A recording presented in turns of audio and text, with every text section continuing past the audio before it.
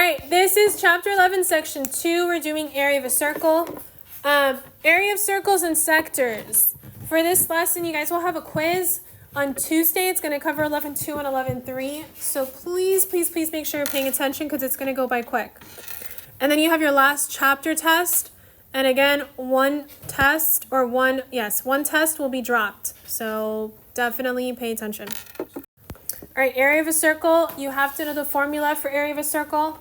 Area equals pi r squared, r being your radius. If you don't know what your radius is, it's the halfway point to any side of the circle. There could be multiple radiuses in your circle, radii in your circle. So you have to know which is your radius. Okay, you're only using one. So pi r squared, you're squaring your radius. All right, sector of a circle. What you need to know is what a sector is. We kind of covered this briefly in chapter 10 at the beginning when we were labeling the vocabulary. But your sector of a circle is the region bound by two radii and their intercepted arc of the circle. So what is it? I'm going to highlight it. This blue section or the orange section from before, this entire thing is the sector of the circle. Okay, if you want to know, it is like a piece of a pizza, piece of a pie, whatever you want to call it, but it's literally the entire piece of the circle. It's not just the arc measure, it's not just the radius, it's the entire measurement inside. It's the entire thing. All right, area of a sector. There is a formula that you have to know when you're finding the area of the sector. Okay, so area of the sector, formula for it is, please write it down. I have sector, area of sector. Formula for this is going to be the measure of the arc, whatever arc they're giving you, over 360 times pi r squared, which is just the area of the circle. Okay, so you need to find the measure of the arc, and I'll highlight what all of these information is. The measure of your arc is this measure right here. And then the measure of your radius is whatever radius measure they're giving you. They could be giving you one measure of the radius, they can be giving you both, but remember, it's only one radii. You don't need both, you only need one. All right, example number 1. These are pretty easy. It's just going to get harder as we go. And the last one is pretty challenging, so we need you to pay attention. This question says, find the area of a circle with a radius of 4.5 meters. Then it says, leave answer in terms of pi. Most of these questions you have to leave in terms of pi. What does that mean? I do not believe you will be getting a calculator. As of right now, you are not getting a calculator for this. And I'm going to show you how to leave it in terms of pi. Okay, that means pi is left over. You don't have to evaluate it inside your answer. So a couple things I need to know before I solve it. What are they asking me for? Area of a circle. So I have to know that formula. Area equals pi r squared. And they're giving me my radius, which is 4.5. Let me not use that. So this is going to go in for my r. So they're asking me to find my area. How am I solving it? Please pay attention to how I'm plugging it in. Area equals pi times 4.5 squared. Okay, so what did I plug in? I'm plugging in that 4.5 from what they gave me. Now I have to solve it. Again, you are not getting a calculator. So 4.5 squared is multiplying which two numbers? Does anybody know? What is 4.5 squared? How would I solve that? Good. 4.5 times 4.5. So I'm just going to go ahead and multiply it to the side. If you don't know how to multiply, please pay attention. It is 4.5 times 4.5. So multiplying it out, 5 times 5 is 25. 5 times 4 is 20 plus 2 is 22. Keep my place. 4 times 5 is 20. My 2 is already there. 4 times 4 is 16. Plus 2 gives me 18. Adding everything, 5 to 20. Because I have 2 digits to the right of my decimal, my answer also must have 2 digits to the right of my decimal. So right now, what do I have? I have A equals pi times 20.25 meters squared. But because I have that, because I have a symbol or a variable, I want to put it at the end. So my answer for this one is going to be area equals, I'm going to write it over here, area equals 20.25 pi meters. And that would be my answer. All right, the next one. Find the radius of a circle with an area of 176.7 square feet. So first of all, what I have to find is what are they asking me for? They're specifically asking me for my radius.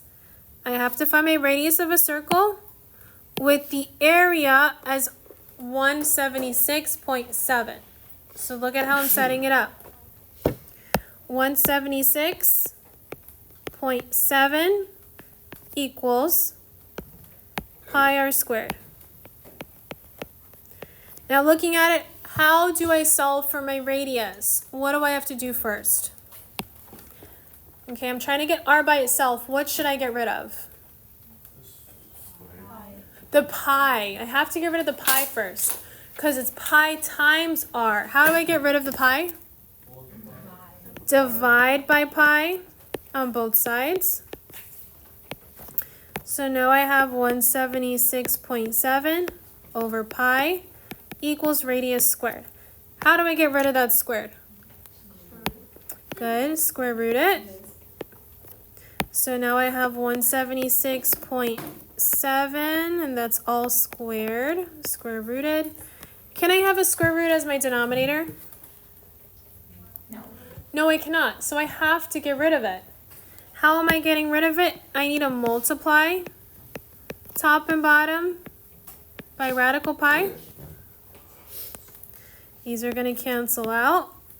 And then I'm going to get my answer left over. My radius equals 176.7 pi over pi. And I'm done. Questions, comments, concerns? Yes. Are we ever going to need to multiply by like 2.4 or no? If it says in terms of pi, you just leave pi. You just evaluate it with pi there. If it says rounds to the nearest decimal, I would then give you guys a calculator because that you would have to use the actual number, not round, because then it will change everybody's answers depending on what you round to. Is that included? For now, no, because I don't believe you're using calculators for this. So I would leave it like this. I wouldn't evaluate the pi. All right, for this one, just stop. Put your pens, put your pencils down. I'm going to do A and B, and I'm going to solve it. I need you to pay attention to this, and then I will give you time to solve, to write them down on your own. So far it's worked great. Everyone was able to do C and D by themselves, so I need you guys to stop and pay attention for a second.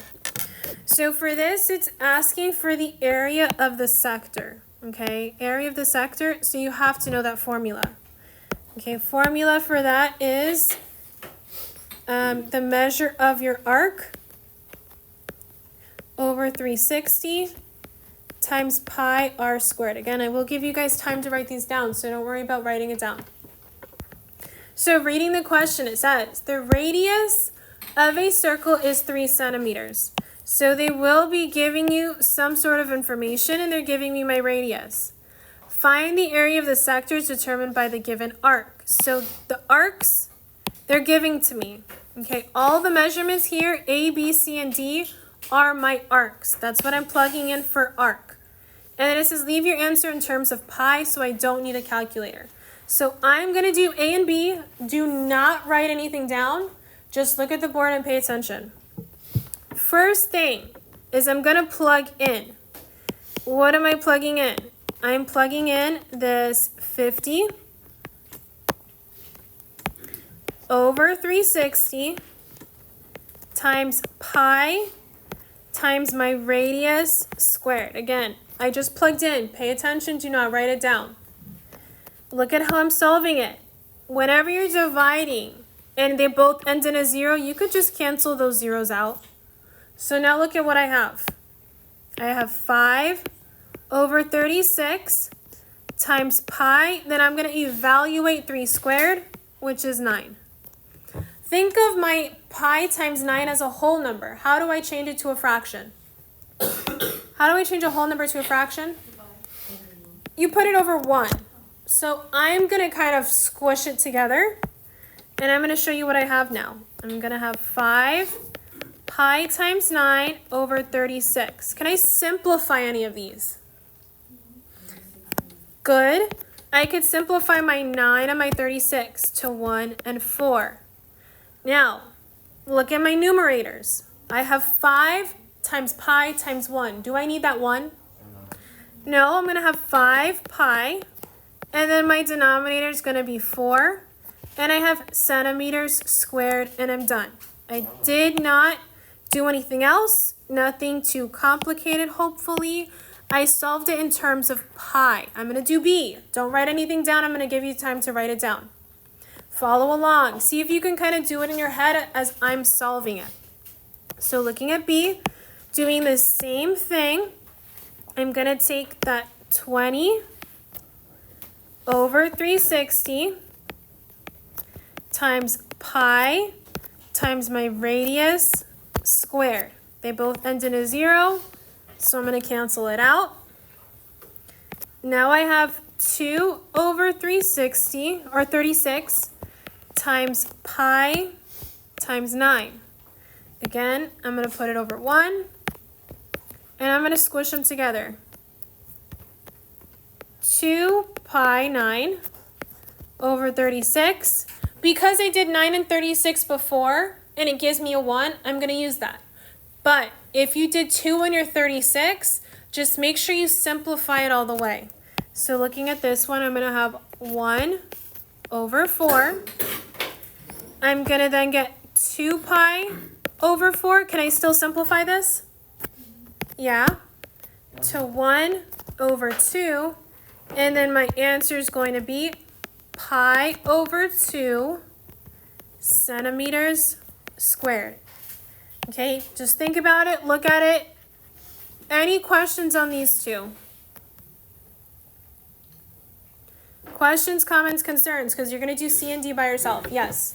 On B, you lost me on the 1 over 4 when you simplified the 9 and 6. Say it one more time for me. For the 1 and 4. Say it again. For the 1 and 4 on B. Uh-huh. Right here. Yes. 9 goes into 36. So 9 goes into 9 once. 9 goes into 36 4 times. It's like simplifying your fraction. Yep. Okay, then I got 2 over 4. Then I could simplify those two. Any more questions on these? All right, go ahead and copy it down and try C and D on your own. All right, checking your work for the last two. Please check your work. So far, I feel like everybody got it. You have 140 over 360 times pi times your radius, which they told us was 3 squared. Because they both end in a 0, I'm going to cross it out. You're going to get 14 over 36 pi times 9.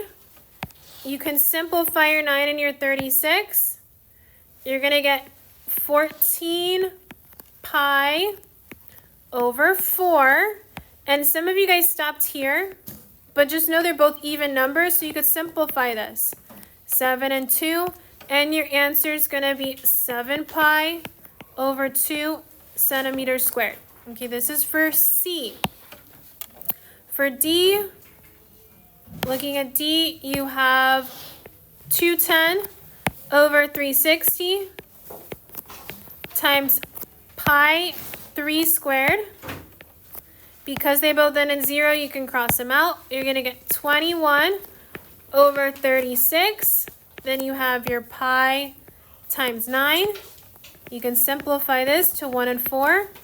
And then this is your answer. 21 pi over 4 centimeters squared, and you're done. All right, last slide. Any questions on these? Did anybody have any trouble? I feel like we all understood this one. Okay, last slide. All right, this, you have to know information from previous chapters. So this is going to seem a little complicated. So far, a lot of them said it was easy, but it's a lot of work because this is work that you guys have already done and you've already been tested on this work. So just understanding what the question's asking. It says find the area of the region bound by, so I'm going to highlight segment AB and arc AB. So this is what we're trying to find. However, this is not what we've been doing. We've been solving for this entire area here. Okay, we haven't just been solving for a piece of it. So in order for me to find that shaded area, I have to do some subtraction. What do I have to subtract? I'm taking the entire sector area. So what I highlighted in blue. So I'm taking my sector area. Okay, area of a sector. And then I'm subtracting it from the area of a triangle. So if you don't remember the formula for area of a triangle, it's going to be a little difficult. And how to find the area of a triangle is also going to be a little difficult. So I have to subtract it in order to find my green piece. So first, let me find the area of my triangle. Okay, first thing I have to know is what is the formula for area of a triangle. Does anybody remember that? Base times height divided by 2. And looking at my triangle, when you're finding your base and your height of your triangle, your base, when you're finding your base and your height, this is your height, this is your base. Keep in mind for a triangle, it has to be the 90-degree angle. Okay, so looking at this triangle, are they giving me a perpendicular line? No. So I need to try and find it first. Looking at this question, I'm going to draw my perpendicular line. And because this is an isosceles triangle, these two angles are going to be the same measure. So how would I find these two angles? I'm going to do 180 minus 120. And I'm going to get what? I'm going to get my 60 divided by 2. Each of these angles is 30 degrees. Again, if I'm cutting in half, what's half of 120? So I have 60 here and 60 here, and then these are perpendicular lines. So what kind of triangle is this? We covered this in one of the chapters. Good. This is a special right triangle, which is that 30, 60, 90 triangle. Now, because I have that, yes, this is a special right triangle. You do have to remember, opposite of 30 is A, 2A, A radical 3. Are they giving me any measures? Yes. They're giving me this 6 right here, which is this side. So what should my A equal? 6. Not 6. 3. Okay, 2 times 3 is 6. So this is 3 radical 3. Where did I get what 2? Because that's the measurement. 2A, where did I get that? Oh. That's the rule for special right triangle. A was, never mind. Okay. All right, now looking at it, I need to find my base and my height. My base and my height, what is my base? My base is 3, and my height is 3 radical 3. If I multiply these, well, what I got? 9 radical 3. I am not dividing it by 2. Why am I not dividing it by 2? Because I have two triangles. I have this triangle here and this triangle here. If I divide it by 2, then I multiply it by 2, these are just going to cancel out. So my area for that triangle highlighted in yellow, my area is going to be, or in orange, 9 radical 3. Now I have to find my area of the sector. And we just solved those in the previous slide. So that I'm plugging in my arc. my blue arc right here is going to be the same measure as this in blue, this angle in blue, which is 120. So I'm going to take my 120 over 360 times pi. What's my radius? 60? Good. It's not 60, it's just 6. And I'm squaring it. So same thing as we've been solving. Go ahead, you're going to cancel out your zeros. Right now I have 12 pi. What's 6 times 6? 36. 36 over 36. Can I simplify anything here? 12 pi. Good. My answer would be 12 pi because these are both going to be 1. So I have 12 pi minus, don't forget this part, 9 radical 3. Can I combine anything or solve anything else? No, I'm done. This is my answer. So it is a lot of work, but it's work you've done before.